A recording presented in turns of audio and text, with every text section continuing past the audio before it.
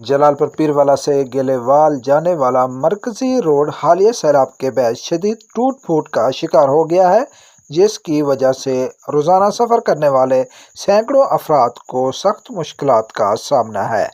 سیلابی ریلوں نے سڑک کے کئی حصے بہا دیے، جبکہ بعض مقامات پر گہرے گڑھے بن چکے ہیں، جو حادثات کا سبب بن رہے ہیں۔ عوامی حلقوں، کسانوں اور طلباء نے سڑک کی فوری مرمت اور بحالی کا مطالبہ کیا ہے تاکہ آمد و رفت کا نظام بحال ہو سکے۔